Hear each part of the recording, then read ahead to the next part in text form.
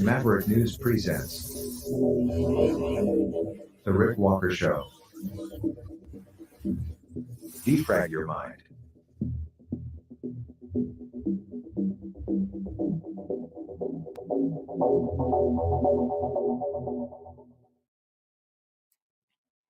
Good evening, everyone. I'm Rick Walker. Welcome back to the Maverick News Channel. I need to figure out what the heck is going on here.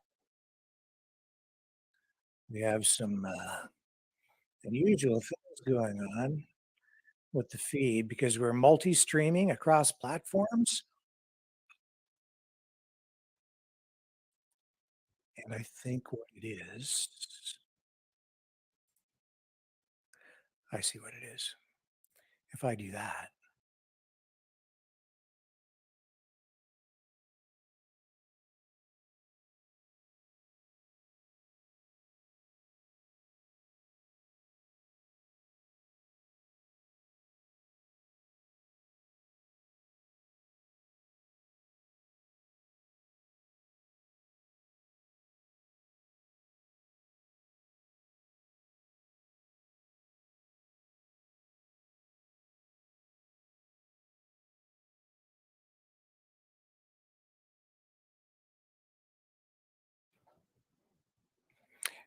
now I'm back.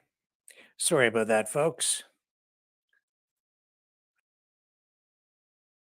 I think what I need to do is that one down and probably take this one down. No, not that one. Okay. I'm really sorry about this. Let me just let me run a little promo. You all think I'm going crazy. You think I'm talking to myself. What's going on is I have videos looping and there's a huge delay in my headphones as a result because I have a feed bouncing back. And it's this one right there. Now I have fixed it. So now I can tell you what we're going to talk about tonight without driving myself crazy by talking to myself in a loop. We have a special guest this evening, Regis Tremblay.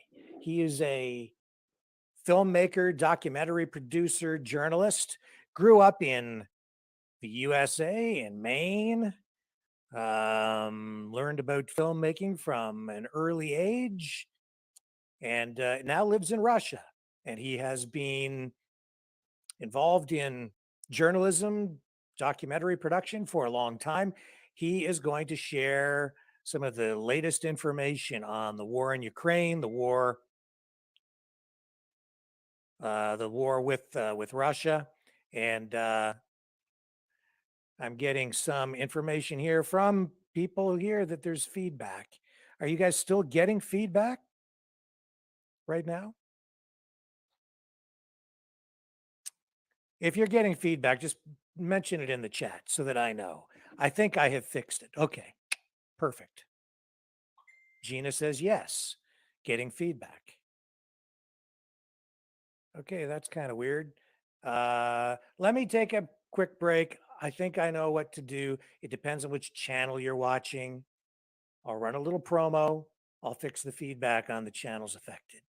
It's because we're growing and we have more platforms running than the system can handle. So we stack the feeds, and if it's not done just right, then we get some issues. Kind of weird.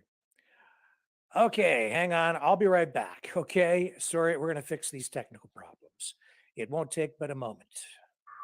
Hello, world. Are you awake?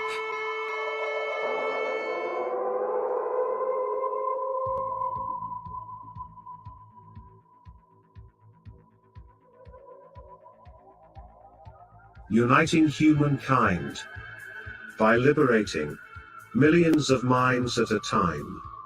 Maverick News. The world is watching.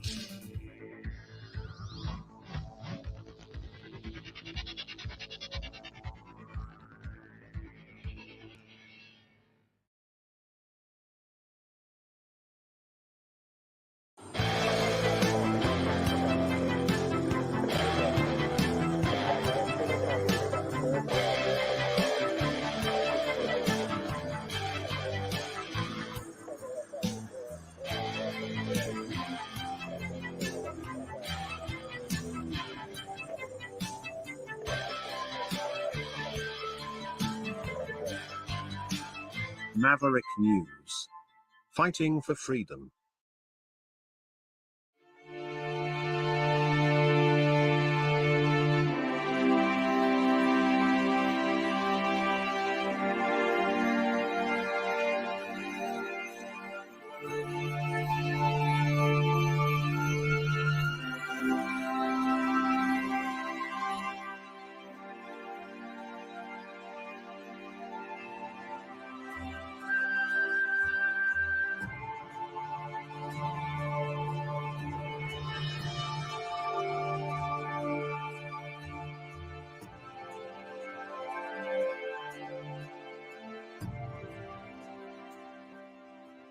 Maverick News. The world is watching.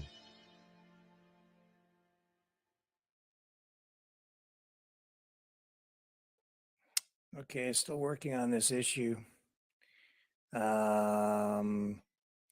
Gina sent me a note there. Gina, are you still getting feedback even at this point? I'm trying to fix this thing on Rumble.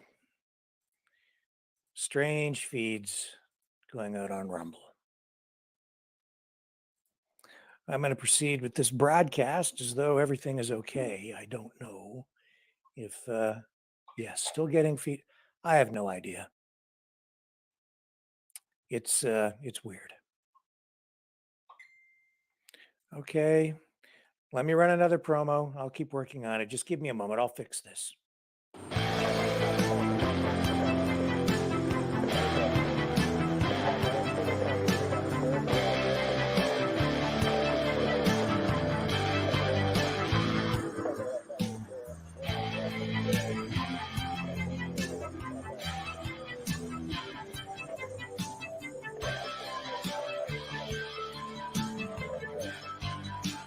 Maverick News. Fighting for freedom.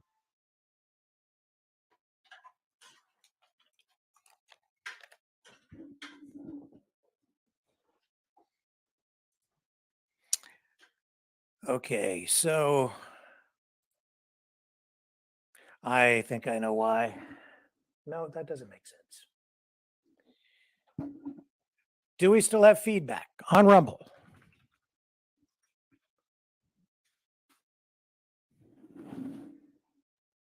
Do we have feedback on Rumble?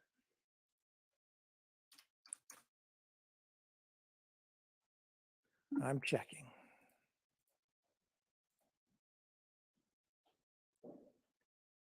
They're saying it's you. Okay. So one person has feedback. I was getting feedback on Rumble, but it's gone. I've taken a bunch of stuff down. So I don't know. I took the fish cam down. So we lost Fred for the night. Sorry about that. Okay, so we've got a lot of stuff cranked up here. I'm just going to keep on talking. If it's really seriously a problem, I'll revisit this. But we have to get things going. And if I need to shut a bunch of stuff down, then I guess we will shut stuff down. I don't know what else to do except just start shutting things down until things calm down. One guy trying to do 10 jobs. So sorry about that. Okay, it's good now. All right. Thank you for bringing that to my attention. Facebook, these Meta people, Meta executives, they were before a parliamentary committee in Canada today, but not the exact Meta executives that the committee wanted to hear from. There was a summons issued, and the people they wanted just didn't show up.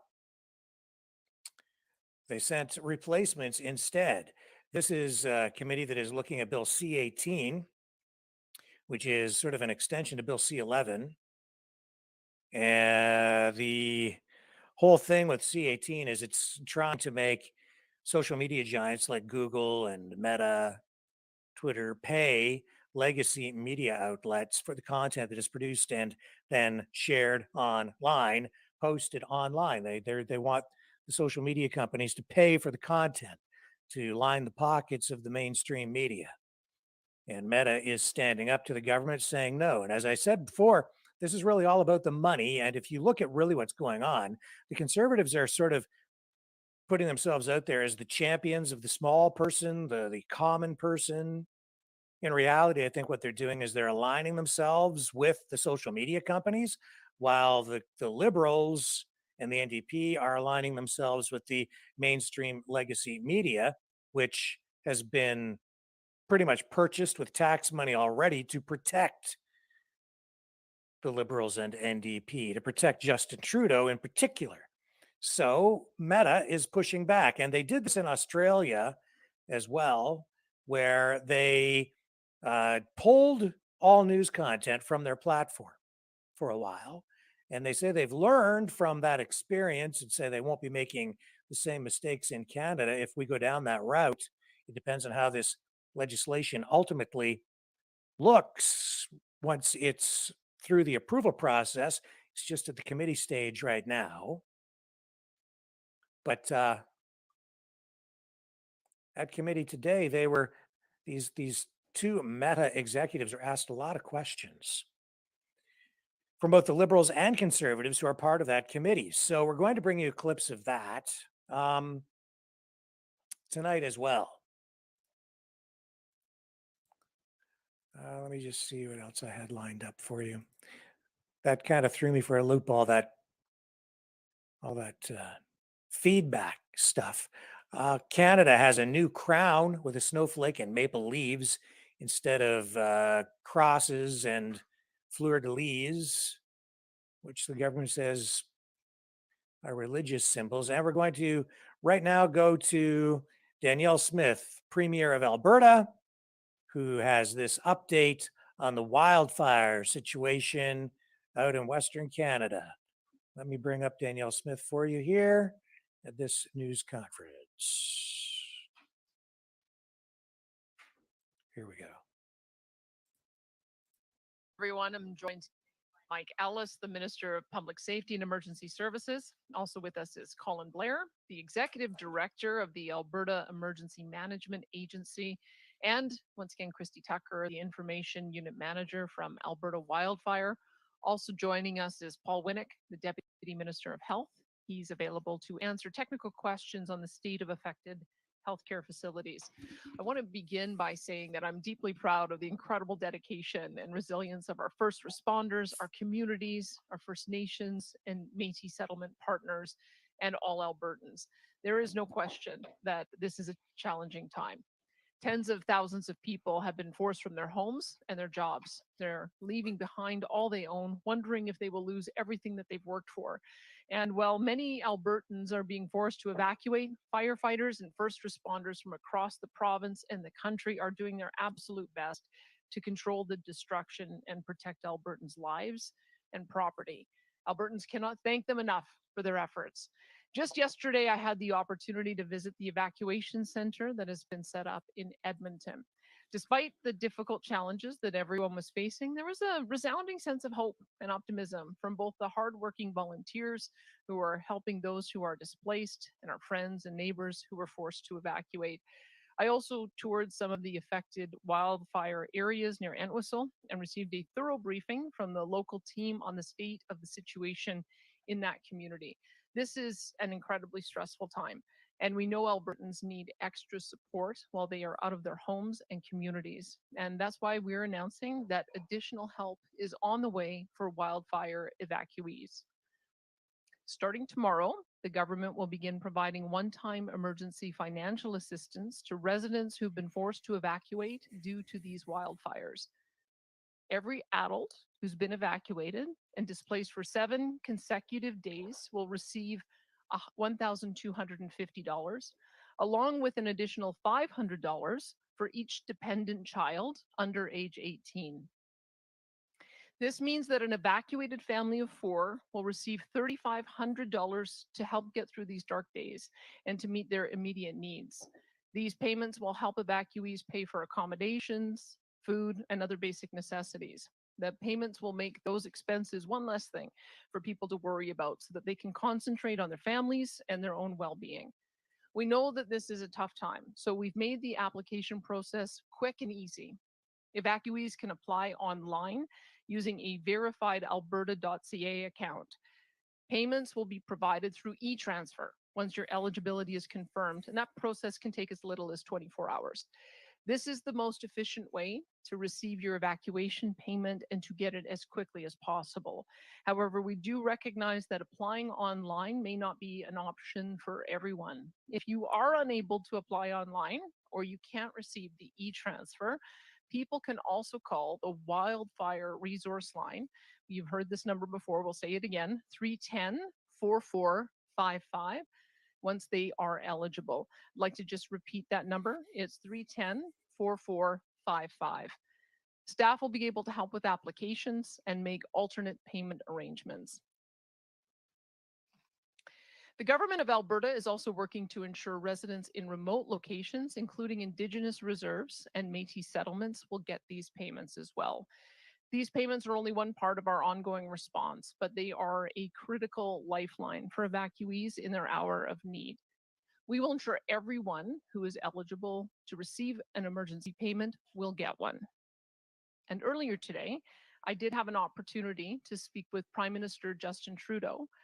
After updating him on the situation we facing Albertans, I first thanked him for the work of the Canadian Interagency for Forest Fire Center, which has already been activated and working with our team here. It's part of the reason why we already have crews from other provinces who have been arriving, and you'll hear more about that later.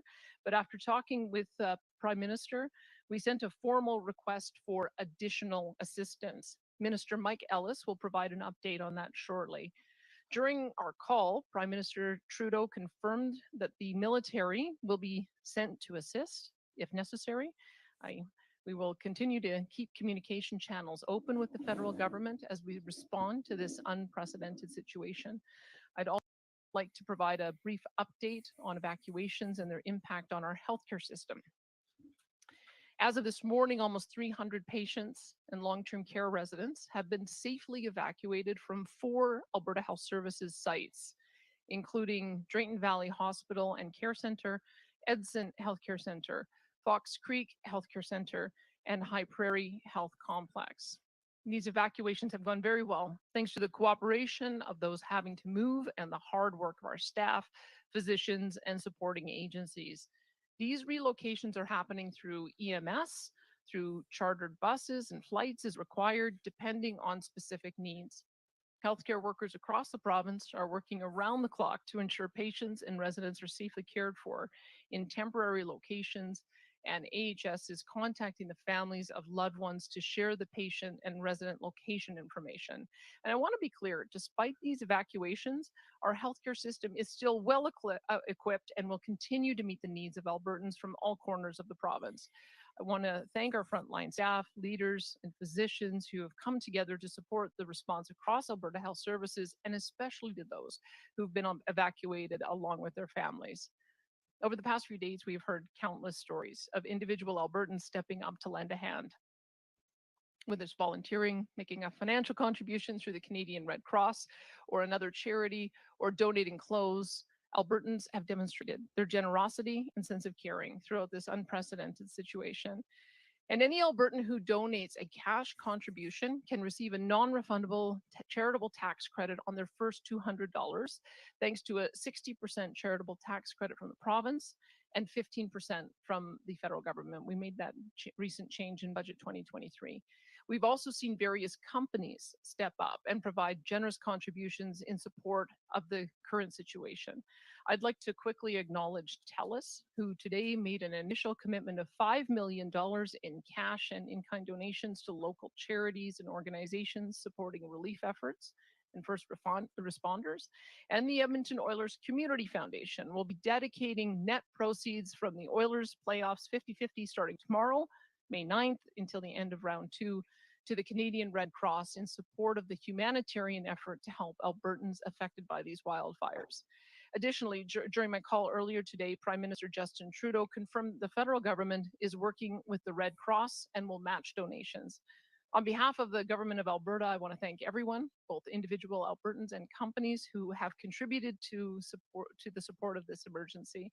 Finally, before I conclude and turn over to Minister Ellis, I would like to make a call out to anyone who is trained and qualified in firefighting who would like to be and would be willing to volunteer. If you work for a private sector company, if you are firefighting qualified, and you are willing to lend a helping hand, please email emergency support offers at gov.ab.ca. That's emergency support offers at gov.ab.ca. Government officials will assess your qualifications and let you know how you can help play a role in responding to this unprecedented fire season. Thank you, and I'd now like to invite Mike Ellis to share some opening remarks.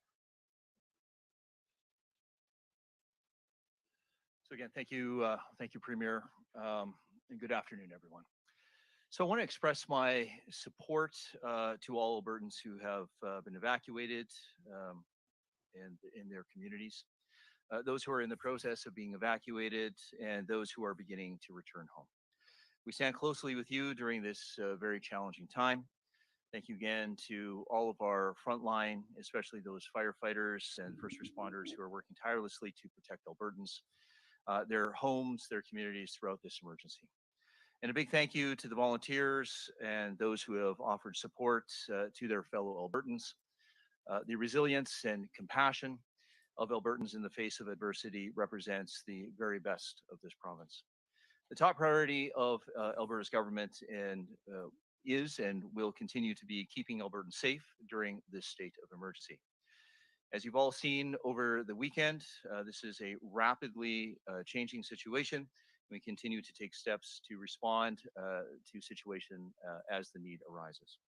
The Alberta Emergency Management Agency is coordinating with all impacted communities to respond rapidly to the fires and their effects. I continue to have great confidence in our emergency responders and the important work that they are doing across this province. Furthermore, I have been in continuous contact with my federal counterpart as we continue to work together to utilize all possible resources in responding to this emergency. Earlier today, I did send, as the Premier mentioned, I did send a letter to Minister Blair and Minister Mendicino outlining our request for federal assistance. We've asked the federal government to provide support in the following areas. Number one, the provision of firefighting resources, the pre-positioning of strategic airlift resources for the evacuation of isolated communities, engineering supports along with heavy equipment resources, water purification resources, the continued assistance of additional Royal Canadian Mounted Police to support security and evacuation as required, the costs related to the RCMP operations within the province for the wildfire response, the provision of the military personnel to provide a measure of security for evacuated communities to guard against looting and disorder, an exemption from the federal requirements to extend flight hours for air support related to firefighting and required evacuations, reimbursement of costs related to expenditures for supporting First Nations communities impacted by wildfires and constructions of those communities, flexibility and exceptions where applicable for the Albertans receiving employment insurance, as well as rapid enrollment for those being evacuated or businesses closed because of the wildfires. And I just want to say that I've certainly recently actually spoken to Minister Blair, and he is beginning to start to action the items on the list that we have provided them. So before I continue, I'd like to caution that we have been informed by the Canadian Armed Forces that we do have limited firefighting capabilities. And I let everybody know that because there is no silver bullet solution in our response to every action to this very complex situation. Every action is being taken as part of a coordinated response and a strategy to address this emergency. We have full faith and confidence in our firefighters and with wildlife. We certainly have full confidence in the Alberta Emergency Management Association And it is absolutely a coordinated effort, not just across the province, but a coordinated effort throughout the country to ensure that we address not just the fires that are going on in Alberta, but of course, as well as British Columbia and Saskatchewan, who also have fires that are currently ongoing. As Premier outlined, the new emergency evacuation payments are now part of the support available to Albertans who have been evacuated over a period of more than 7 days. Details are available online. Okay. Obviously, this is going to go on for a while. I have the latest information from the Alberta wildfire dashboard ready to go here. Let me just get that up so that we can see exactly what the status is at this moment.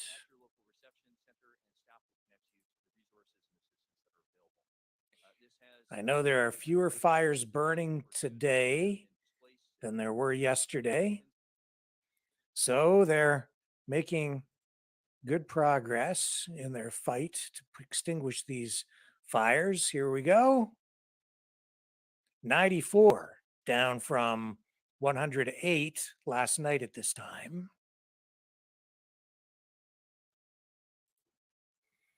And again, these big red ones, those are the fires that are considered to be out of control and still in danger of spreading. The yellow fires are large but being held. And the green ones, they're all under control now. So we have 1, 2, 3, 4, 5, 6, 7, 8, 9, 10, 11, 12, 13, 14, 15, 16, 17, 18, 19, 20, 21, 22, 23, 24, 25, 26, 27, 28, 29, 30. About 30 fires considered to be out of control, which is up from about 25 yesterday at this time, but fewer fires overall. And so far this year, 406 wildfires reported and recorded in the province of Alberta. That in itself is not an unusual number for total fires over the course of a year, but we do have a lot burning altogether right now. And we know that over 24,000 people so far have been evacuated from their homes in various parts of the province as these fires continue to burn.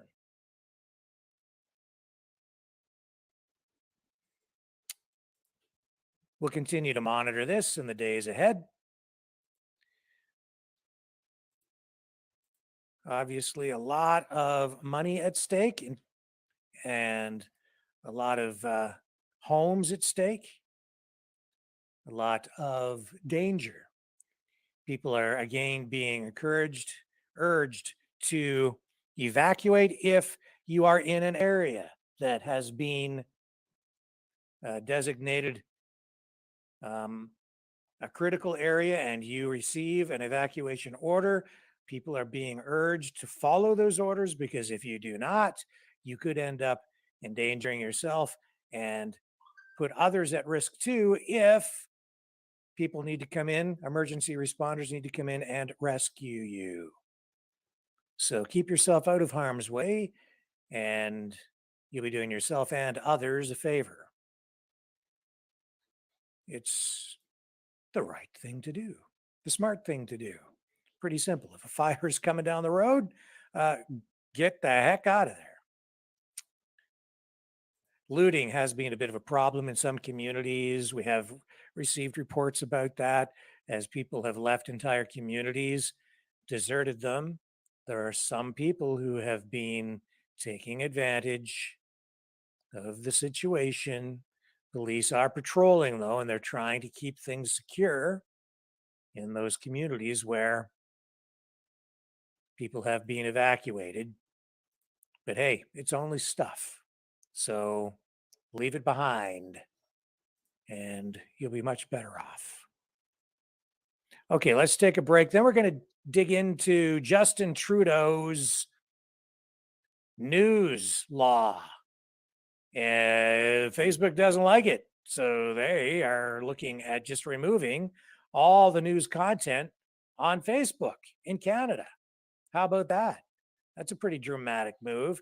I don't think the federal government was anticipating that when they came up with Bill C-18.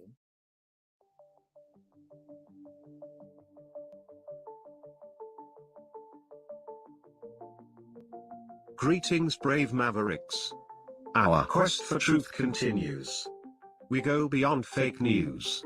Together we expose propaganda. Together we pull others out of rabbit holes. We are maverick thinkers. We are all unique individuals, defenders of individual rights and freedoms, credible, trusted, grounded in reality. Maverick News, Maverick News. Defending free speech, free speech. Donate at freedomreporters.com. Do it now. Tomorrow may be too late. Maverick News. The world is watching.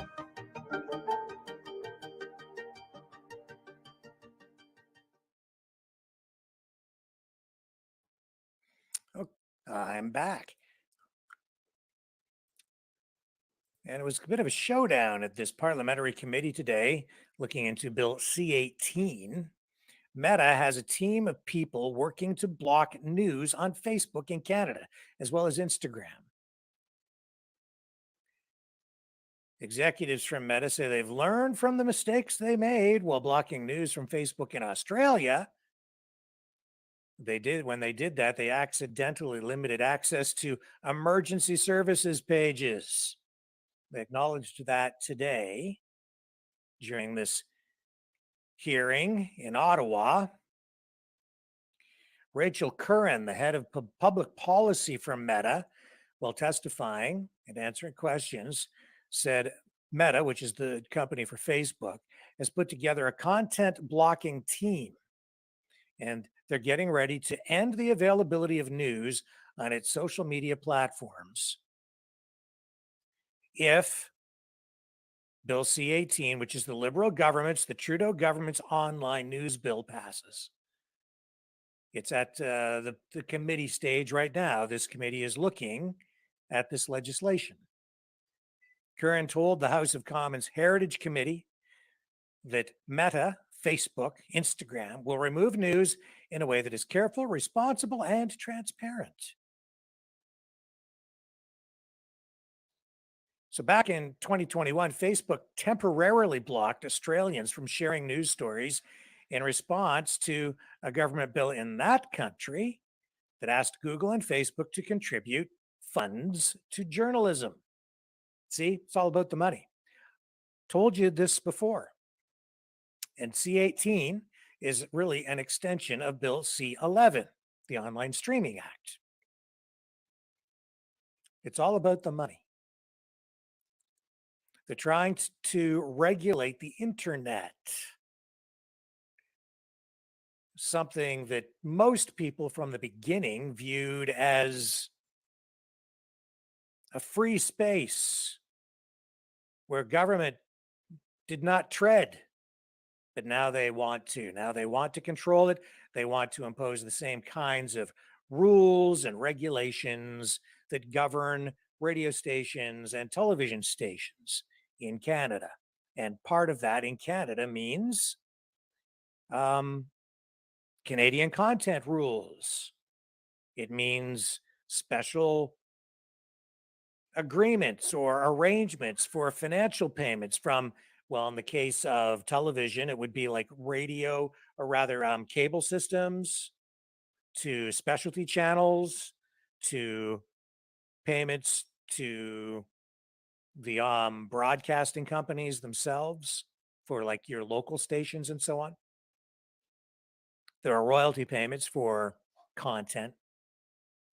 The thing about television stations and cable outlets and things of that nature, and even the radio stations, is these companies are all vertically integrated. So Bell Media in Canada, they own a large portion of cell phone towers. They own a lot of the infrastructure for the internet. They own a lot of the television stations in the country, probably, I don't know, 40%, I would guess, including specialty channels and conventional channels. They own some of these cable systems. Shaw, you know, they own Bell, they own satellite distribution in Canada. So they end up sort of paying themselves down the line, one to the other. But when it comes to these social media giants, not the same thing, because they don't have control over those companies. As a result, the conservatives are aligning themselves with the big tech companies, and the liberals and the NDP are aligning themselves with the mainstream legacy media. And honestly, folks, I don't know where that leaves us. In in the case of most online streamers, they're just independent people, even just independent journalists. They don't really have bona fide companies, or they're operating simply as sole proprietorships. In my case, because my company has been around for a long time, everything runs through my company, my media company, which I established 15, 17 years ago, somewhere in that range. And my company, yeah, I've had my company for quite a long time. Doesn't mean that I'm rich. And doing this doesn't get me rich. But I appreciate the support we receive. Nevertheless, the reason I bring it up is because as an actual legitimate company, I don't know what this would mean for us with Bill C-18. I haven't been able to assess it. I can't quite figure it out. Will we get deplatformed entirely because we're actually a company, a registered company? They might take us down. Or if Facebook leaves us up, does that mean that we would then be able to avail ourselves of the funds that they would also direct toward the mainstream media outlets? No idea. My guess is they'll find some way around paying us for anything that we put up online. I mean, you can get monetized on Facebook. I'm not. We're not monetized on Facebook at this point. I think we're eligible for monetization, but just like YouTube, I'm reluctant to do it, because as soon as you do that, look what happened. I wasn't monetized on Google, on YouTube, and they were kind of leaving us alone. And then we became monetized. They let us build up a little bit, and now they're hammering on us. Right? We got banned and blah, blah, blah. Demonetized. They give you the money, they get you addicted to it, and then they take it away. We weren't making much anyway off the YouTube feeds because the content was always considered controversial. Anyway, Bill C-18, it complicates everything. You look at the way it's all turning into a big mess already. And why? Because the government's getting involved. They can't manage anything without screwing things up or making things more complicated. And then you're going to end up with this whole new bureaucracy governing how the internet works and how news is going to be distributed. And in the case of Facebook, we may end up with no news at all on Facebook. The company says only 3% of its content is news related, and that it really doesn't represent any kind of revenue stream that is of any importance to Facebook or Meta. That's what they're telling the parliamentary committee today. Is that true? I think they probably do make money from the news content that is posted, because I think a lot of people do look at it, and they're selling ads around it. It generates a lot of traffic. It is engaging. It's that news content these days too, because of the volatile nature of politics, the polarized political environment that we have in, the emotion that is attached to all of it. All of this political content is what really, I think, is what keeps people engaged on Facebook in particular, and Twitter, more than any other kind of content out there. You take that stuff out, and you're going to end up with cat videos and posts about people's cousin Fred, and people will be engaged with that on a personal level, but it won't generate the same kind of engagement across the platform. Not the way news content does. The question is, how is news content to be classified? What exactly constitutes news content? Is that a political post, or is that something coming directly from a genuine media company, the mainstream media? They're official. Is that the does that mean we will no longer be allowed to broadcast on Facebook? I don't know. I don't think these people know. Let's take a look at the opening statement here from the representative who actually showed up for Meta today. They did summons executives from Meta, and they initially said they would show up to address the committee and answer questions. But then, because they made some changes, and the people at Meta decided that this was likely going to be confrontational, and so the executives just decided to not show. They sent 2 replacements instead. Let's take a look, and you'll see what I'm talking about. Here we go. Please begin. Madam Chair, members of the Standing Committee on Canadian Heritage, it is a pleasure to once again be before you today. My name is Kevin Chan, and I'm a Global Policy Director at Meta Platforms. I am here with my colleague, Rachel Curran, our Head of Public Policy in Canada.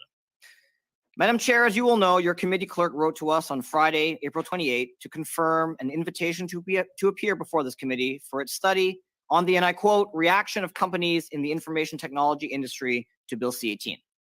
We were delighted at the opportunity to once again make a representation to the committee of our serious concerns with the Online News Act, and readily agreed to accept the invitation. To demonstrate how serious we took this opportunity, our President, Global Affairs, Sir Nick Clegg, confirmed his participation as our principal witness. Unfortunately, late last Thursday, May the 4th, we were notified by the committee clerk that the title of the hearing was changed to a much more confrontational one that seemingly had nothing to do at all with the Online News Act. Given this development, on Friday, Meta notified the committee that our president would no longer be appearing. I think we were all looking forward to a substantive discussion about C-18 today, much like the thoughtful discussion that occurred at the Senate Standing Committee on Transport and Communications last week. That seemed like a high watermark of legislative deliberation.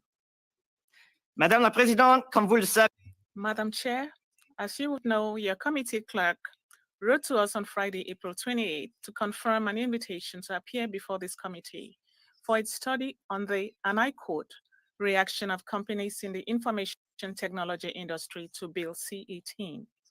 We were delighted at the opportunity to once again make a representation to the committee of our serious concerns with the Online News Act, and readily agreed to accept the invitation. To demonstrate how serious we took this opportunity, our President, Global Affairs, Sir Nick Clegg, confirmed his participation as our principal witness. Unfortunately, late last Thursday, May the 4th, we were notified by the committee clerk that the title of the hearing was unilaterally changed to a much more confrontational one that seemingly had nothing to do at all with the Online News Act. Given this development, Meta on Friday notified the committee that our president will no longer be appearing. I think we were all looking forward to a substantive discussion on C-18 today, much like the thoughtful discussion that occurred at the Senate Standing Committee on Transport and Communications last week. That seemed like a high watermark of legislative deliberation. to now share with you the opening statement that our President, Global Affairs, Sir Nick Clegg, had written and was prepared to make for your original study titled Reaction of Companies in the Information Technology Industry to Bill C-18. C'est donc dans cet esprit. With that in mind, I am pleased to now share with you the opening statement that our President, Global Affairs, Sir Nick Clegg, had written and was prepared to make for your original study titled Reaction of Companies in the Information Technology Industry to Bill C-18. Madam Chair, my name is Nick Clegg, and I'm President Global Affairs at Meta. I'm grateful for the opportunity to address this committee.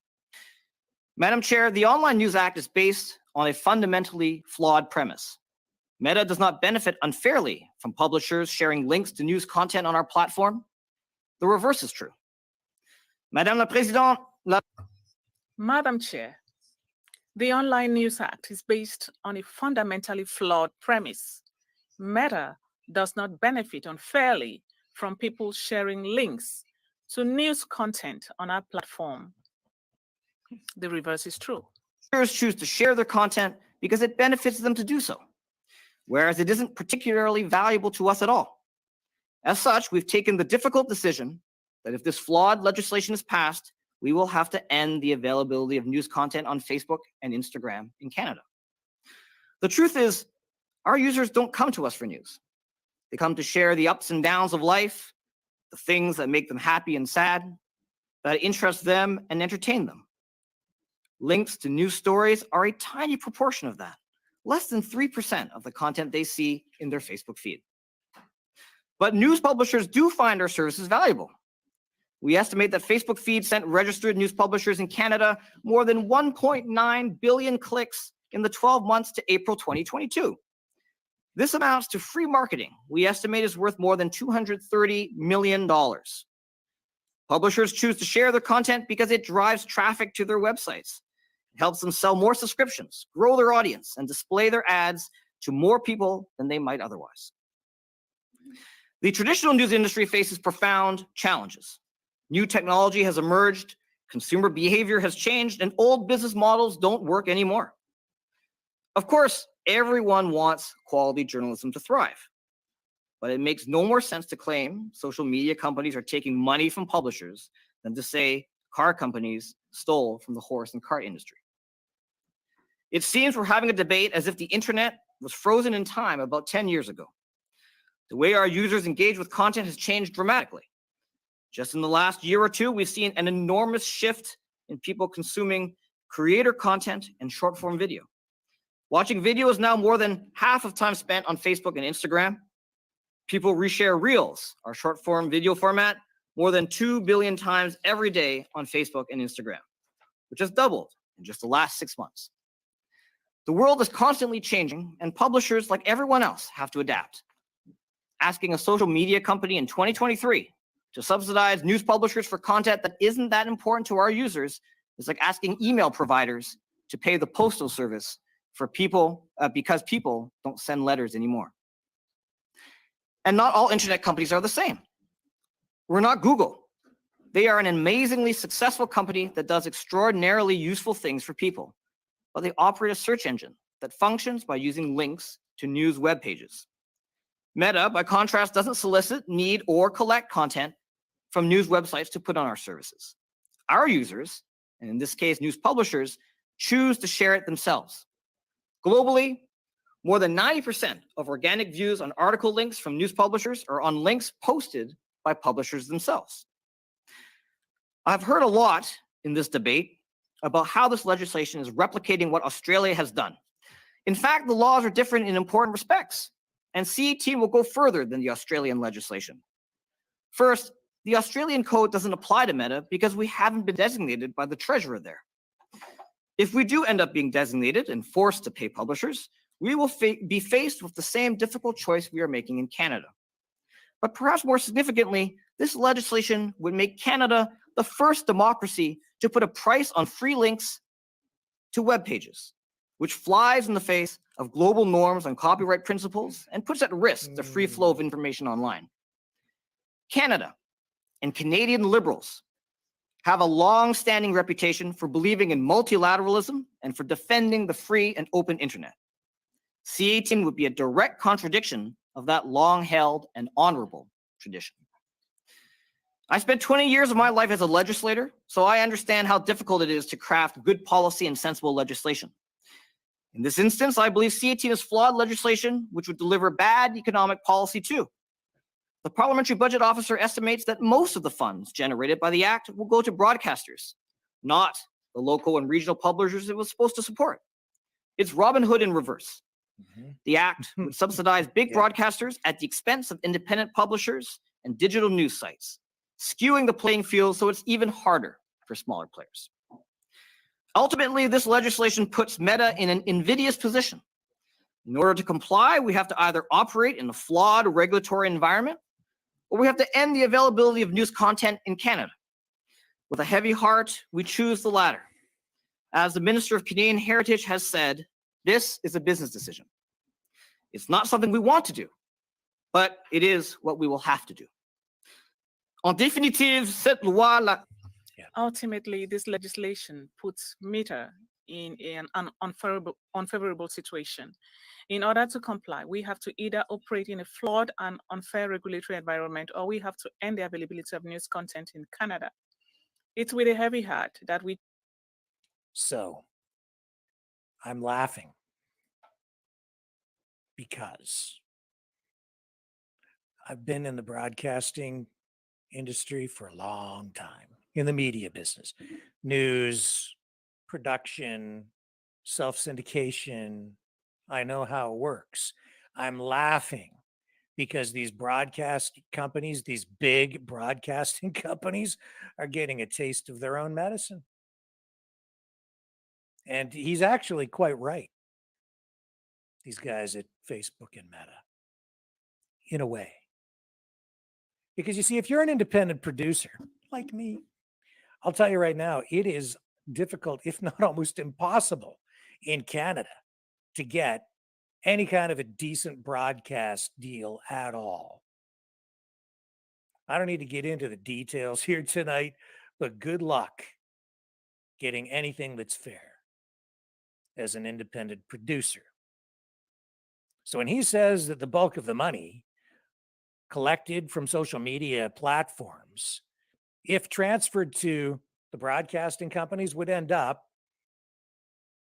with the broadcasting companies, not with actual producers. Now, some of that revenue, of course, would be used potentially to pay local journalists or some of the staff. My experience has been it's not going to flow down. They'll use that money to help cushion the bottom line, but they're not going to use that money to help out journalists. In Canada, these broadcasting companies, they provide, if you're a television network, you have local journalists in local markets only because the government forces you to. The CRTC says if you want a license to have a television station, you are required to produce a certain number of hours of news content every day. You're then forced to hire journalists to do that work. The same thing at whatever level, including the national level. They are required to provide a certain amount of news service. It's part of their licensing agreement. If they take that requirement away, those companies get rid of those journalists as fast as, in the blink of an eye. It's like gonzo. They'll just run reruns of Lassie or something if they can. Whatever the cheapest programming they can put on, they'll put on and then just sell ad time around it. If it generates, any kind of eyeballs at all, they'll put it on. Whatever is the most economical way to generate an audience and a profit, that's what they put on. Even the CBC, they just have a broader mandate and more requirements by the government. So don't expect any money that flows from these social media companies to enhance the kind of coverage that you would receive. You don't expect any better service as a result. But I'm laughing because social media has basically undermined the viability of television stations, broadcasters, like over-the-air transmission, cable. And they charge you an arm and a leg for cable. Don't they? Yes, they do. It's actually the cable revenue that is then shared with specialty channels that helps prop up a lot of these stations. You know, a lot of these specialty channels as well on cable, they don't generate any kind of an audience at all, but you pay for them as part of your subscription to cable. I mean, I am talking like tens of people watching some of these channels at a time, channels that generate almost no ratings at all. And yet you pay for them, and the revenue from that goes to the broadcasters. I know that as an independent producer, if you go and get a broadcast deal with some of these specialty channels, it's impossible. You don't even get any revenue from them. They don't share any revenue from the cable distribution, the cable kickbacks that come to them from the subscription packages. No, you get a raw deal. They don't share that revenue with you as an independent producer at all. If they produce content to meet their promise of performance, then they benefit from that. And they'll take the best time slots for themselves first and leave the garbage for the independents. So I'm laughing. I think it's hilarious. They're all pleading poverty. And I have no sympathy for the tech giants either. They have their own motivations and their profits in mind. Oh, the jockeying for position. They all want the cash. That's what it's all about, man. That is what it's all about. Money, money, money, money, money. Yeah, and I can tell you that some of these broadcasters, they're pretty arrogant. They've been pretty arrogant because they were, the kings of the broadcasting castle in Canada. And if you were a producer, because there are only so many licenses to go around, if you want access, you got to go through them. What are you going to do? Oh, you might get an okay deal if you were friends with some executive at CTV or Global. Otherwise, good luck. It got so bad as an independent producer for me, I left the country. I mean, not physically. I just don't broadcast on Canadian stations anymore. It just got to be ridiculously bad. So I do business in the US. There's more competition and a lot less regulation. That's what I do. I found a way around it. I'm laughing. It looks good on them. Unfortunately, you know what's going to happen? The Liberals, they're going to pass this bill and they're going to prop up the broadcasting companies and they will get the money. And I think that we will all end up suffering because we will end up with less service because Facebook will pull the content. It's a showdown. Question is, who's going to blink? Government doesn't care. Legacy media companies, they've got everything to gain through this legislation and nothing to lose because they have become largely irrelevant without social media. And they need the money because they have such high overhead, because they still want to operate using their old business models and their old operational models, their old systems. They want to do it the way they've always done it. They haven't adapted very well at all. In fact, they haven't adopted at all. Here's Kevin Waugh, conservative committee member. And he's asking some tough questions here. Revealing. Madam Chair, there's lots of talk about disinformation in Canada. I mean, we just saw it. Liberal convention brought it out. There is disinformation. Shame on news sources in this country, whether it's Meta or Google or CTV or Global or even the prize, the CBC. I see on Meta platform, people are always seem to be hacked. How does one hack? Every day I see friends that are hacked. Sir, it would depend on a bunch of different things, but one way oftentimes that it happens is someone gets sent Not a even malicious relevant to the email, discussion. and It they shows click that on these it, guys, and these that committee members, the members reveals of certain parliament, information on the they're computer ill-equipped to to the deal with person this who's trying to subject hack, and matter then they're able to of then this take control of legislation certain themselves. accounts or the computer in question. So with this new policy or talked about policy at the Liberal convention about misinformation, and it says here there will be money available, public funds to support this. Would Meta be at the table for money from the Liberal Party if this policy becomes law through the Liberal government? Thank you, Mr. Waugh. If there are government funds on offer to Meta, we would apply for those. Of course Absolutely. they would. Yeah, see, this was the issue I had with this proposal that came up on the weekend. It's the most ridiculous thing because we have all seen misinformation, not only on social media. I mean, I was a broadcaster for over 40 years. There was information during my time that was spread on local news. I mean, I've seen it. And you just shake your head. You know, you go back in time. Ms. Curran, I think He you was a want to sports answer some broadcaster. of this. Yeah, well, I think that's true, Mr. Waugh, through the chair. I think if I could just respond to this question about the value of news, though, which I know you've raised also.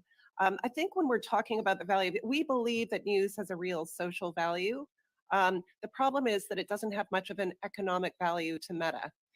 That's the real concern with this legislation. So if we are being asked to compensate news publishers for material that has no economic value to us, that's where the problem is. We agree, though, Mr. Waugh, that news has a real social value, and that it's entirely appropriate for legislators and policymakers like yourself, particularly if you've been involved in the industry, to think about how to support the news industry as it transitions into the digital world. It hasn't done a very good job transitioning. I mean, it has just been brutal with the newspapers, the firewalls, the attempts that they have. I mean, it has been disastrous from day one. Thank you. We now go to the Liberals. Anthony Housefather. For 3 minutes, please, Anthony. Thank you, Madam Chair. I want to come back to the issue of Australia because, again, I'm concerned about the content blocking that happened in Australia and the overreach and making sure that this does not happen here. Whistleblower documents state that Facebook violated its own company policies during the gradual rollout of the takedown on February 17, 2021. Facebook ignored error signals at the 10% mark, 25% mark, 50% mark, as senior executives ordered the full rollout to take effect within hours, where errors would normally have paused the rollout. One example, again, of a weird thing that happened is Facebook policies, which you both know very well, require prior content review and cross-checking of lists of sensitive accounts, including accounts of critical online infrastructure to avoid harmful overblocking of content. Whistleblowers reported that for the Australia takedown, apparently for the first time in history, Facebook did not develop or utilize lists of sensitive accounts before activating the Australian takedown, which threatened COVID vaccine rollouts, response to wildfires, and more. In response to other Facebook employees who were trying to fix the overblocking, an Australian response team member posted acknowledgement that guidance from the policy and legal teams has been to be over-inclusive in blocking. So Ms. Curran, you were very nicely answering my questions before. Can you confirm that you will not be over-inclusive in blocking and that you will develop a list of sensitive accounts to avoid overblocking? Thank you, Mr. Housefather, for the question, and through the chair, yes, it is absolutely our intention not to make the same errors in Canada that we made in Australia. We're working very hard to make sure that's not the case. And in fact, of course, the way we do this is going to depend by necessity on the final scope of C18 and, how it emerges from Parliament. But we're going to, and we will be absolutely transparent with parliamentarians and with Canadians. Happy to have a conversation with your office about these details as well, Mr. Housefather. I'm happy to do that. Could I just also confirm that you will not block government IP addresses? Because I think that was another thing that in Australia that happened that could be avoided. Yes, Mr. Housefather, we are not going to block government pages, emergency service pages, community organizations. Some of the things that were mistakenly scooped into scope in Australia, we're working very hard to make sure we do not do that this time. Was there a postmortem done of the Australian situation? I mean, one would think that with such a huge overreach, there would have been a very, very quick postmortem to make sure that the process didn't repeat itself. Was there a postmortem that was done? Yes, my understanding is there was, and that is informing the way that we are proceeding with ending the availability of news in Canada as well. To the extent that you're able to, would you be able to share the findings of the postmortem, at least the high level findings, so that we could see what will not be repeated based on what you've learned? We'd be happy to follow up with your office, Mr. Housefather, and have that conversation. And my last question is, in Australia, there was no appeals You mechanism. have Will there be 1 an appeal? second. I'm sorry. You're on out of Will- time. will- That's Yes, it. Ms. Your Councillor, auditor yes, gets the please Please hook. send that, Thank you. that ma'am. information to the committee and not simply Thank- to Mr. Housefather. Thank you very much. Thank you, ma'am. Martin, 1.5 minutes, please. Ça va aller rapidement, Madame la Présidente. That'll be fast, Madam Chair. Thank you. I'll come back to the importance of news content that we could find on platforms like Meta. 3% of content from users has to do with news. You said 1.9 billion clicks was received last year, and you see that this is free marketing worth $230 million. So there's a certain value attached to that content and that market. My question has to do with the interest that Facebook or Meta will have following C18's adoption. You said you have agreements with 18 media outlets already. Unfortunately, in spite of the fact that you don't think that there's much value to it, you are still signing agreements with the press organizations. Well, I wonder about that. If C18 passes, will initiative be taken like those to support local journalism? Will these initiatives or agreements will continue? Will Facebook remain interested in local journalistic content? Mr. Shampoo, I think it depends entirely on how C18 is adopted. Finally, if you want it to be very wide as a framework, it could have an impact. If it's more limited in scope, it could mean something else. So we are waiting for the parliament to decide. Martin, nicely done. I'm going to go to Peter. Peter, 1.5 minutes, please. Yes, and since I'm the final questioner, Madam Chair, no, we don't have time. I will be the last questioner if we want to take the 15 minutes. No? Yeah.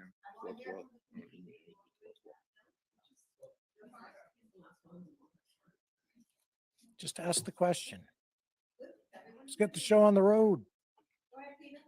Thank you, Madam Chair. I want to come back to Ms. Curran, who said just a few weeks ago, I would say we're still looking at all of the options based on our evaluation of the legislation. And that is in response to a question of is Meta going to act the same way it did in Australia?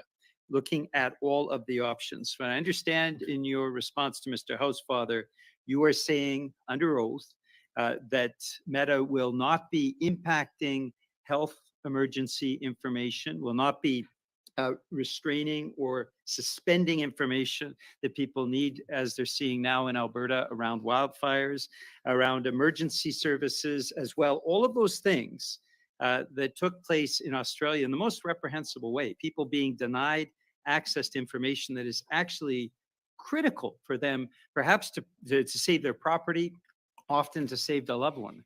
And Meta denied that information to them.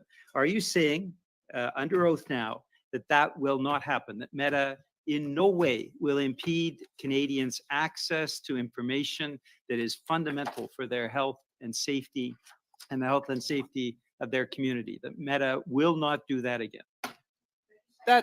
That's correct, Mr. Julian. We're working very hard to make sure that we don't make the same mistakes in Canada that we made in Australia when we remove news from our platform, and that we don't take down pages we don't mean to take down and that don't fit the definition of news. We have 15 seconds, and so I will ask. I don't have 15 seconds on my. Reiterate that We would like She to have the rules with an documentation that has been iron requested fist over the last few weeks, stopwatch. including the information that you would have committed to give to Mr. Housefather. Thank you, Madam Chair. That's very good. And now I want to thank the witnesses for appearing here and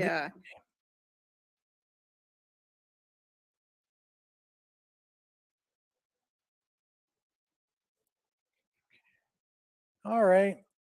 Gives you a taste of what that was all about. I don't like where it's going. It doesn't feel good. Doesn't sound good. It's not good. This is the government messing everything up as broadcasters and social media companies square off and go after the cash. Wow. This is politics. This is greed.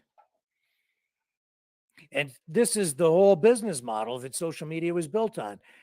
You want to the whole idea is that they're supposed to get their content for free. It's me, it's you with your pictures of your cats and your dogs and your kids and your food, taking pictures of your lunch, shooting videos, putting them up online.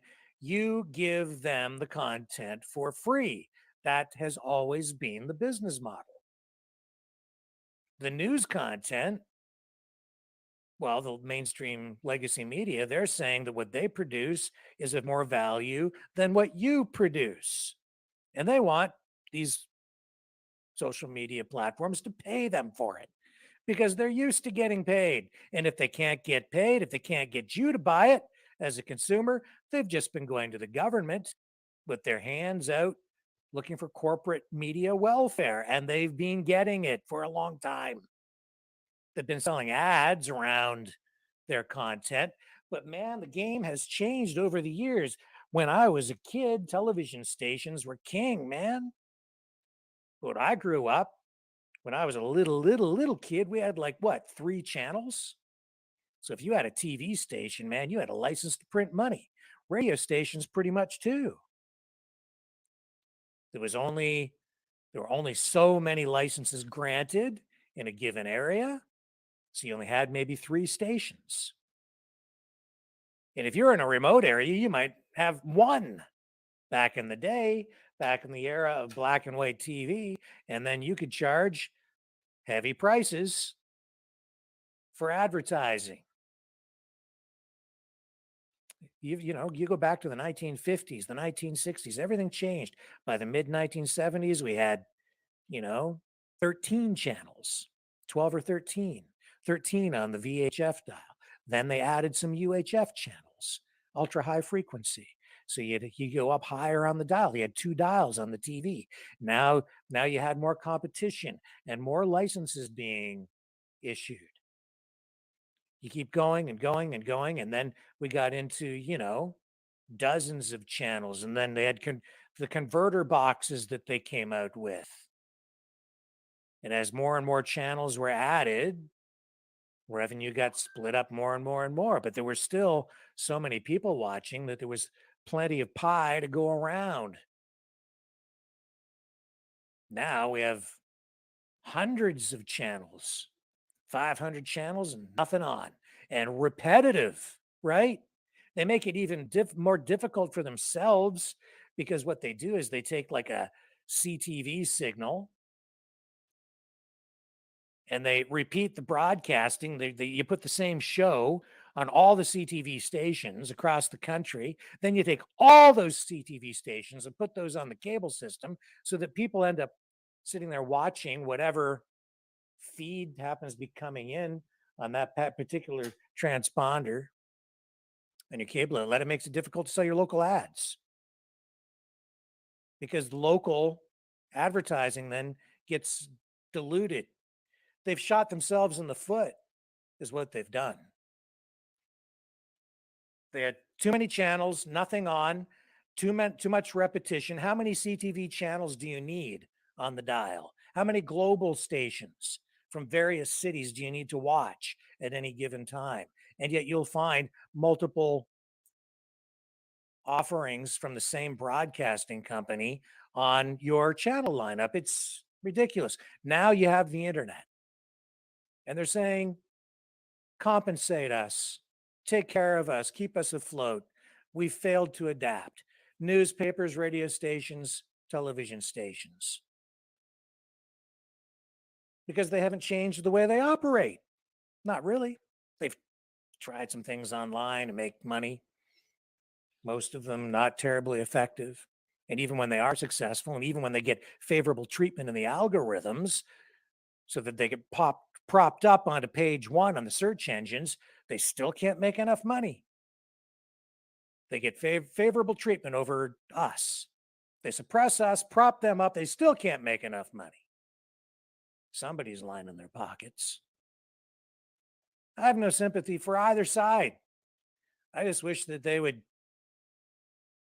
settle down, get the government out of it, let the market decide, and let us compete head to head and see where we end up.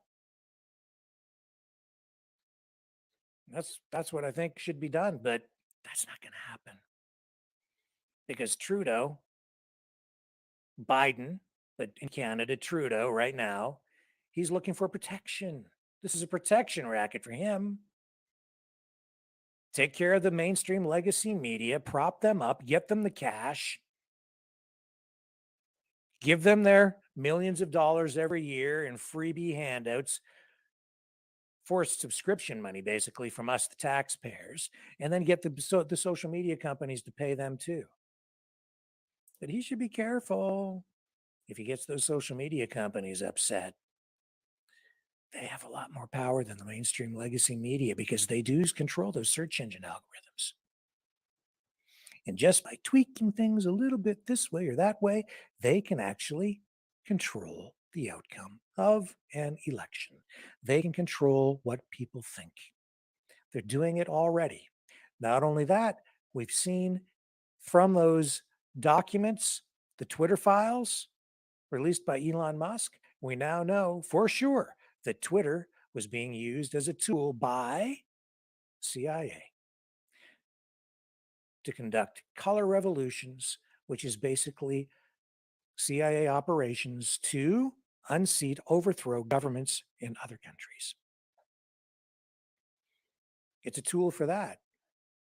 So careful, Mr. Trudeau. You might be on the wrong side of this one, maybe just a little bit.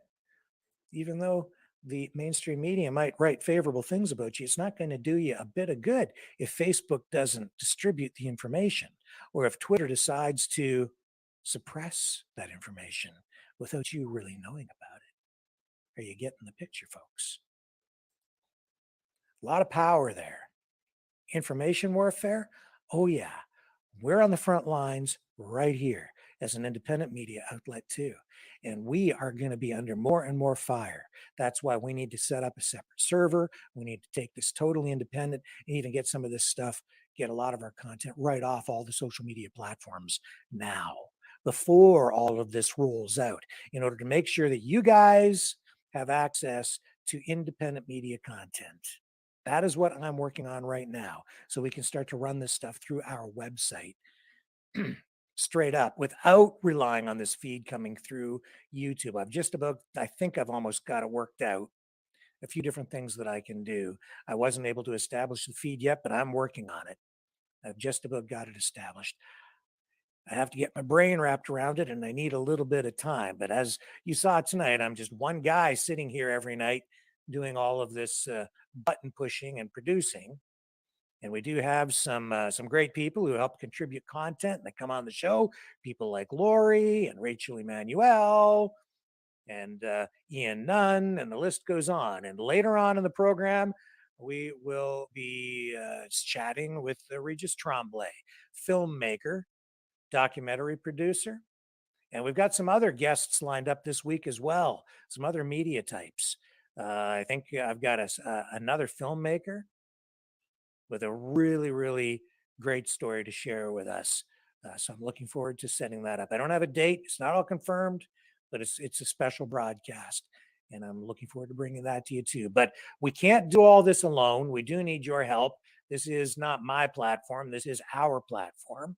You are part of the family too, by contributing in the chat, calling in, sending in your tips and suggestions on what we cover.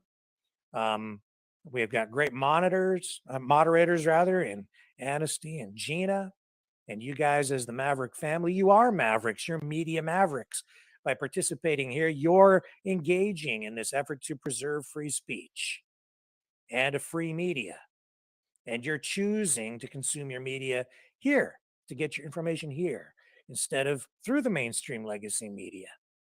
And you're also supporting us as we try to find ways around the manipulation and control that the big tech companies are exerting on us too. So I appreciate all of that. And we do need your support. So if you are inclined to support us, to help us, to continue to do this work, to pay for the servers, to pay for the software, to pay all the bills that we have here, to pay for the phone lines, there are expenses. You can donate at freedomreporters.com. That takes you to a PayPal page, and that is how most people donate. You can also donate through the Rumble Rants, which I truly appreciate over there. Can't give us any super chats anymore. We've been demonetized on YouTube, and that's okay. No problem. You can also donate at maverickdonations.com. That's the Give, Send, Go page. Takes you straight to Give, Send, Go and our account there. Great people. Super duper to deal with over there. Really like them. Very, very friendly. Great attitude. And freedomreporters.com. Please consider subscribing over on Rumble tonight. We are growing on Rumble, getting a real traction over there.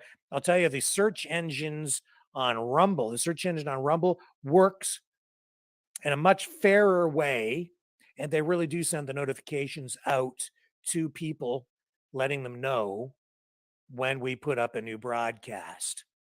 YouTube, not so much.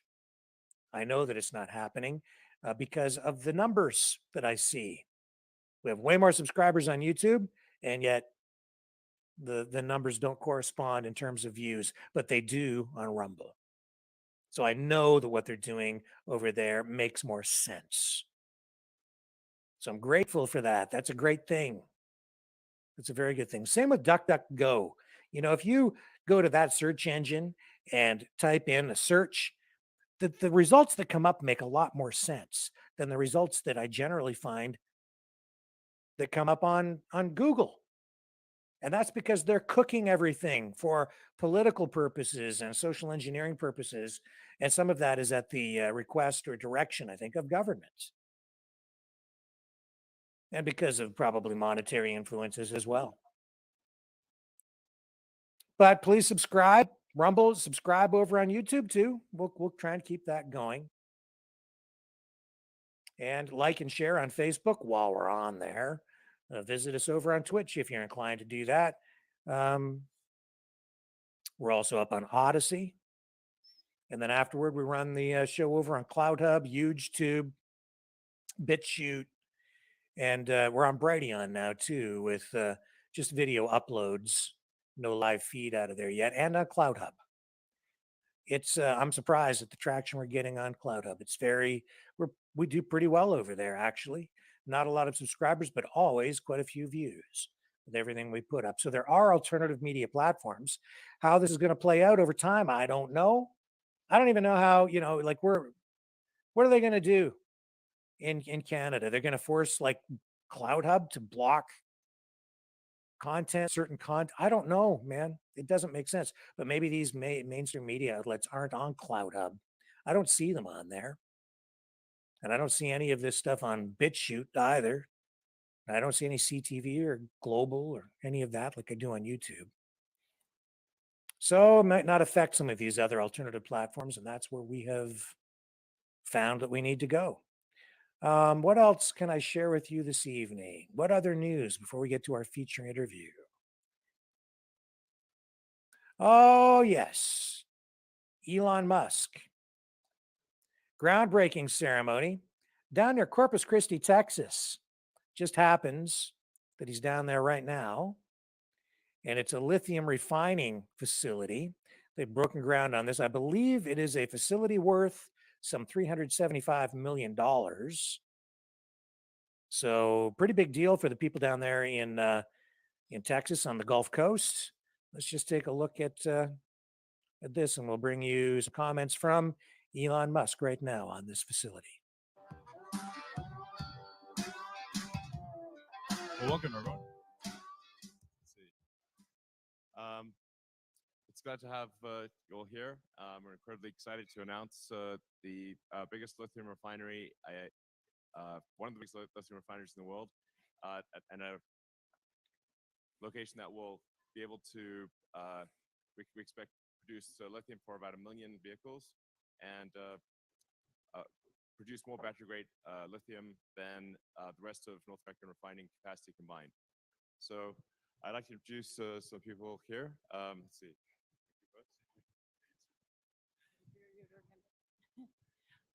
Hello, everybody. This is a historic day for Nueces County. I'm the Nueces County Judge, Connie Scott. I'm so excited to be here. This 380, thank you. This investment into our community will provide jobs and bring our young people back after they get their degrees and be able to go to work here, buy a home, and raise their families here. And we're so excited to be a very small part of this. I'd like to introduce a few people that are here that were instrumental in helping to get this organized and moving. It took a lot of people, so we just want to say thank you to our Austin delegation that obviously, because it's May, they're up in Austin and legislative, they could not be here.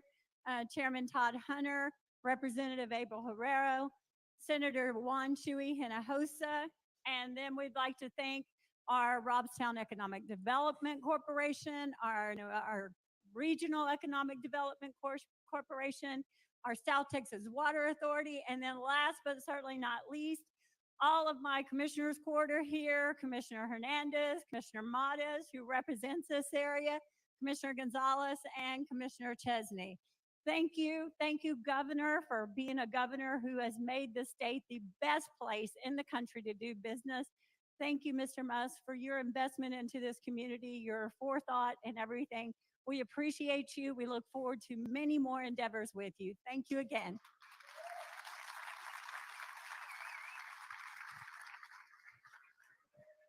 Thank you so much, Judge Scott. We couldn't be more thrilled to be here. My name is Rohan Patel from the Tesla team, and Judge Scott did all the thank yous, but I just want to reiterate one in particular, and that's to the Robstown ISD. That local school district is just awesome, and they've made us feel so welcome. Thank you to Judge Scott for that welcome. And I want to introduce a friend of mine, Dr. Kathleen Hogan, who is the Undersecretary at the U.S. Department of Energy. Dr. Hogan? Thank you so much. And thank you all for having me here as well. I just want to add my words to what an exciting day this is to mark a groundbreaking for this first kind of investment here in our domestic supply chain in this country. You know, it's great to see what companies like Tesla is doing.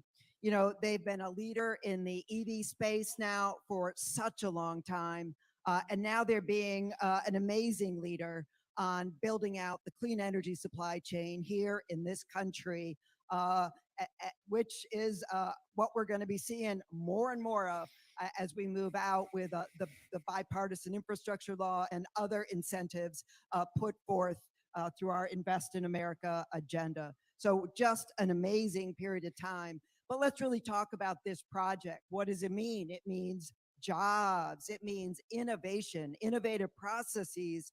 And it really means, as we look more holistically across the country, a secure domestic supply chain as we move out on this clean energy economy, and really a secure energy future really nationally. But when you look here and all of the work that's going to go on, the other important thing is the workforce.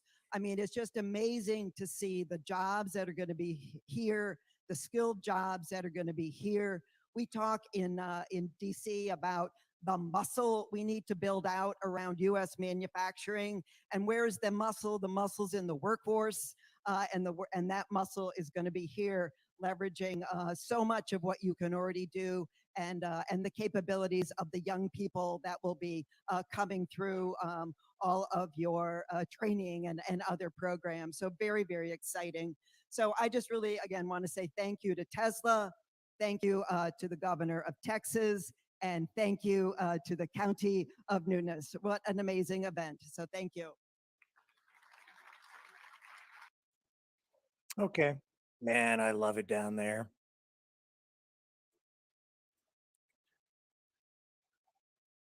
And let's go back and we'll just pick up Governor Greg Abbott here. Get his remarks and then we'll move on. Howdy, Nueces County. Oh, he's loud.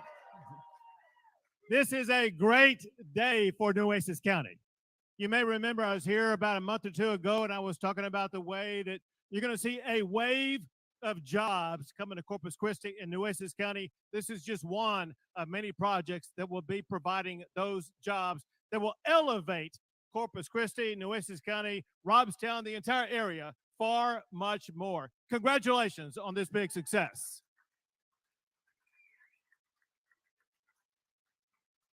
I want to say congratulations to Connie Scott. This is a great day for Nueces County. Dr. Hogan, thank you for being a part of this. It means a whole lot to have you here. Congratulations and thank you to Robstown ISD. Who all here is with Robstown ISD? Wave your hand. There you go.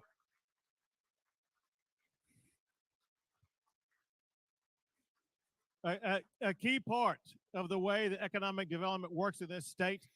Thank you for leaning forward into this project. This is not just good for jobs, but it's good for the entire future of the state. Great decision on this to bring this landmark facility here. This facility fits within exactly what we're trying to achieve in Texas with regard to economic development. Economic development is a team project. Takes county leaders, city leaders, ISD leaders, community leaders, and I applaud all of the leaders to achieve our goal. Texas wants to be able to be self-reliant, not dependent upon any foreign hostile nation for what we need. We need lithium for the phone you have in your hands, for the batteries that will be in Tesla trucks, for other purposes. Texas wants to be able to increase our ability to refine lithium. You have taken that step with this project. Today is coming to reality. Texas is going to be more self-reliant today than we were yesterday because of the leadership right here in Nueces County, Texas.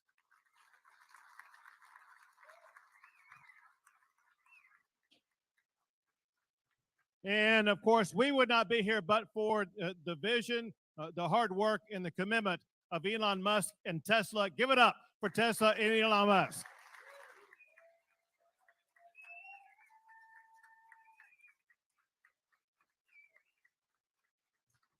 Elon brought his Gigafactory here, and he liked it so much, he brought Tesla here, and then the Boring Company here. SpaceX is here. Where's Neuralink? Neuralink is partly here. That means that the future of Neuralink will be right here in the Lone Star State, and so much more. And listen, there is no greater entrepreneur in the entire world than Elon Musk. We're proud he calls Texas home. Okay, folks, don't go away. We'll be right back.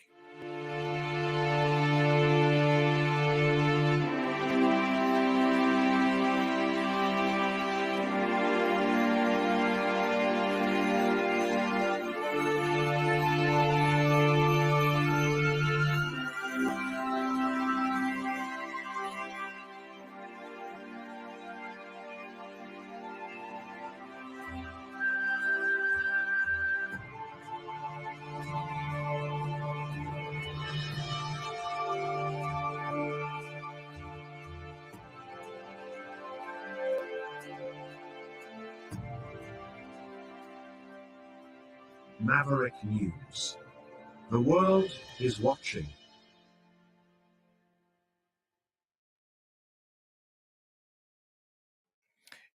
We have a new king. Canada has a new crown. Yes, here it is. A new crown, a new design. This is a National Post article drawing attention to it. It has been unveiled with a snowflake and maple leaves rather than the religious symbols that adorned the existing, or now the old version. And not everybody's happy about it. In fact, some people are downright concerned. It's a heraldic emblem and not a material object, which is what the federal government is saying in a tweet that they put out today. It replaces the religious symbols of the fleur-de-lis and crosses with these snowflakes and maple leaves.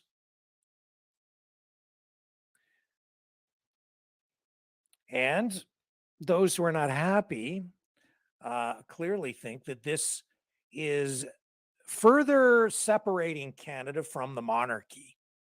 And the other reason people are concerned is because this has really happened without any public consultation. It's being described by some people as Trudeau's crown. It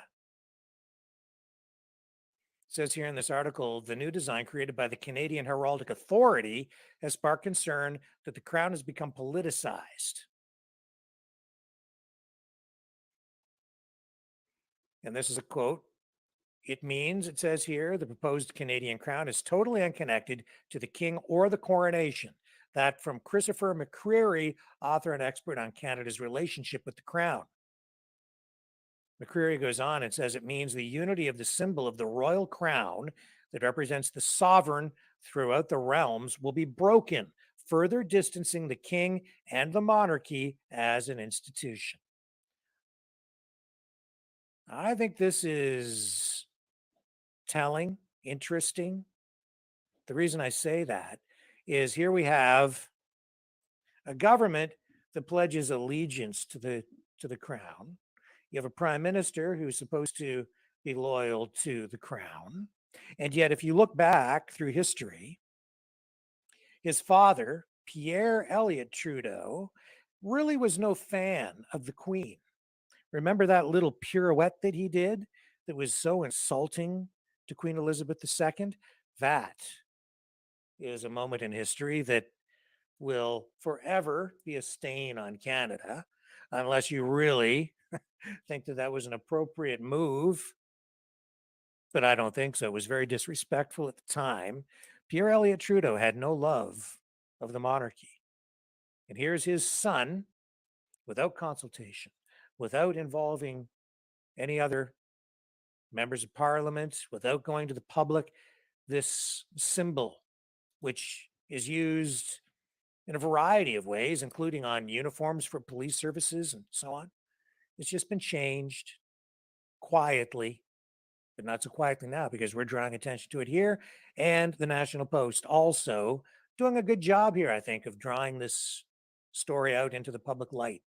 The Governor General's website notes that the new crown was approved in April of 2023 by His Majesty the King on the advice of the Prime Minister of Canada. So it was basically Trudeau saying, hey, how about this one?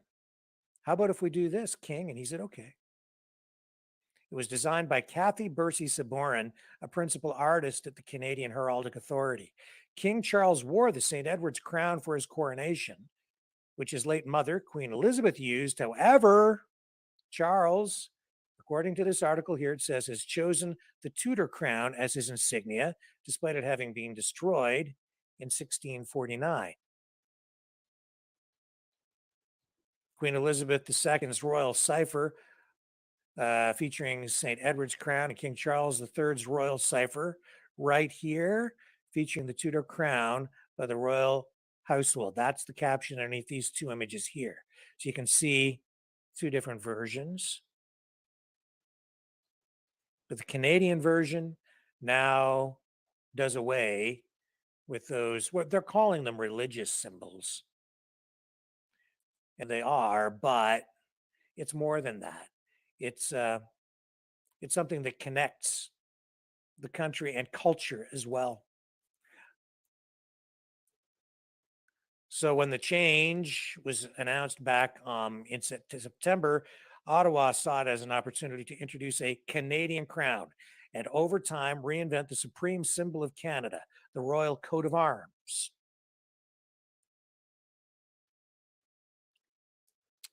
It says here, the structure of the Canadian Royal Crown, a gold rim and two intersecting arches set with pearls, is identical to that of the Tudor crown, save for some highly stylized touches, notes the website of the Governor General. Here's the actual tweet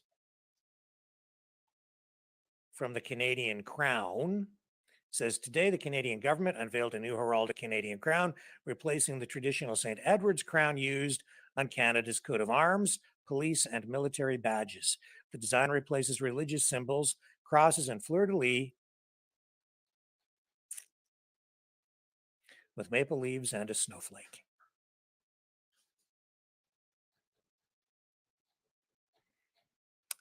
You know, I looked at the images from the coronation, a lot of the still shots, the video. Some of it just looks kind of ridiculous just because it's so steeped in tradition and it seems almost like a caricature. When you see King Charles walking around with the crown on and everything, it does make me kind of laugh because it seems just so over the top and ridiculous. It's like if I put a crown on my head and walked around like I was the king, but people support it. People believe in it, and that makes it real. Any kind of political thing is really just a construct. It's what people subscribe to, what they believe in, what they support. Even the king, who people think is, unelected, but he's only there because people support it. They allow this to take place. They allow it to continue, and they have for a long time. And maybe that's a good thing because it has provided stability. I'm not so sure I like where the country has gone, especially since World War II, but it does provide stability, which is why I'm thinking, you better be careful what you allow to happen. I just think it's interesting. The opponents of government are largely opposed to a continuation of a relationship with the monarchy. A lot would like to sever those ties. And yet here we have the prime minister taking action that further distances, doesn't completely sever the ties to the monarchy, that's to be sure, but it further distances Canada from the monarchy. It takes the country another step away, and it's chipping away, and a little bit more, and a little bit more. And Canada is now its own sovereign nation. We do have our own constitution. It was patriated back in the 80s. We have our own Charter of Rights and Freedoms. Yes, I know there are problems, but it's a real thing. But isn't it interesting to see that, well, some people are working feverishly to tear the whole system down. The prime minister, in his own way, is doing exactly the same thing. And this is just one more example of it, where it's like sort of giving a nod to the monarchy, but really at the same time going, we really don't want to be attached to you. We're trying to sever our ties without actually going that far and going all the way and doing it.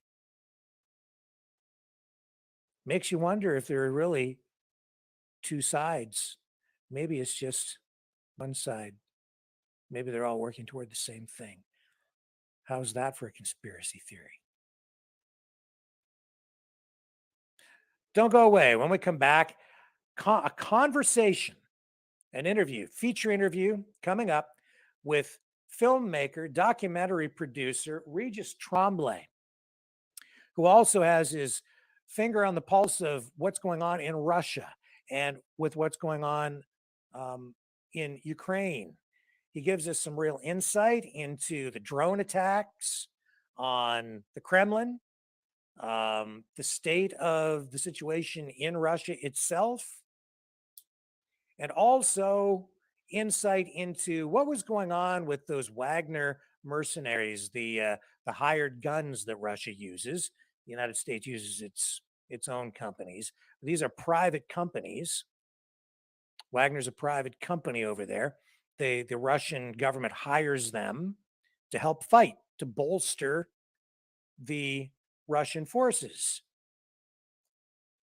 And the guy who runs Wagner, in the last, was it about 2 weeks ago now almost, he made a video where he threatened to withdraw his troops from Bakhmut because he said he wasn't getting enough ammunition, enough support, that didn't have the resources to continue there. And he was going to withdraw his troops. Went public with it, went to the media in Russia with this, and it was a huge story over there. Didn't hear too much about it over here. I was aware of it. I was monitoring it. It was a little bit difficult to gauge exactly what was going on with it. I had my thoughts at the time, and it felt very real. It also showed me that in Russia, there is actually room for dissent. It tells me that there is actually less censorship in that way going on over there, because even though there's supposed to be talk of, these Russian commanders potentially being thrown in jail, that didn't happen here. Now, this guy, he has a lot of money. We're going to explore that story. We'll find out kind of what is really going on, what has been going on with all of that, with Regis Tremblay. He's over in Russia right now, and we'll have a conversation with him. Now, I have to tell you, we're going to dump off YouTube, though. We want people to move over to Rumble. Move over to Rumble. If you want to see this interview, you're going to have to move over to Rumble, because we're going to cut the feed now to YouTube tonight so that we can speak freely over on the Rumble platform. So I encourage everybody watching on YouTube right now, and we have a substantial number of people over there, please move over to Rumble. I'll give you a couple of minutes to make the transition over there. I'll run a promo, and then at the right moment, I will cut the feed to YouTube, and we will be running on Rumble with the continuation. And this is a great interview with a journalist and documentary producer who is over in Russia. He's going to give us his perspective, because he's right on the ground right over there. So don't go away.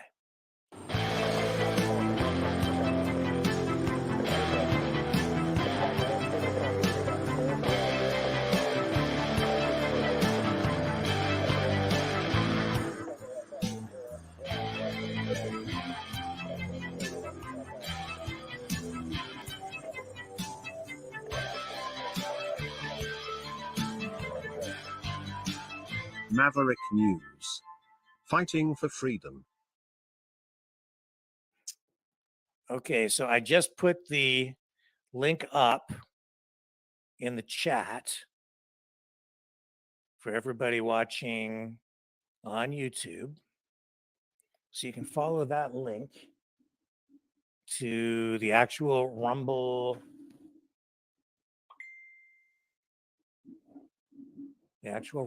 feed right now. So I'll just hang here for just a moment before we cut the feed. There we go. Okay, guys, you got that?